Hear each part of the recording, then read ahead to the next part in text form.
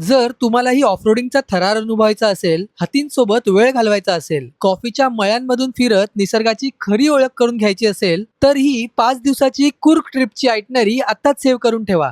पहिल्या दिवशी आपण मुंबईहून मंगळूरकडे ट्रेनने प्रवास सुरू करू. खिडकी बाहेरचे नजारे पाहत आणि गप्पा मारत प्रवास कधी संपेल ते कळणारही नाही. दुसऱ्या दिवशी सकाळी मंगळूरला उतरून वळणावळणाच्या सुंदर घाट रस्त्यांचा आनंद घेत कुर्गकडे निघू. आपल्या सुंदर अशा हॉटेलला चेक इन करून मग सुरुवात करू आपल्या कुर्ग एक्सप्लोरेशनची. सर्वात आधी भेट देऊ ॲबे फॉल्सला. त्यानंतर खरी मजा सुरू होईल आपली मंडलपट्टीच्या ऑफ रोडिंगमध्ये.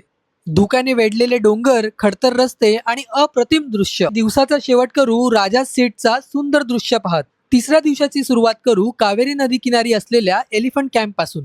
इथे हत्तींसोबत वेळ घालवणं हा एक वेगळाच अनुभव असतो. त्यानंतर भेट देऊ शांत आणि सुंदर गोल्डन टेम्पल मॉनेस्ट्रीला. आणि मग जाऊ आता चिखली होल डॅमवर. इथे फक्त निसर्ग, शांतता आणि अप्रतिम दृश्य तुमची वाट पाहत असतात. वेळ मिळालाच तर निसर्गधाम देखील एक्सप्लोर करू. आणि मग संध्याकाळी आपल्या होमस्टेमध्ये गप्पा मस्ती करत चौथ्या दिवसाची सुरुवात करू शांत आणि प्रसन्न अशा ओंकारेश्वर टेम्पलला भेट देऊन.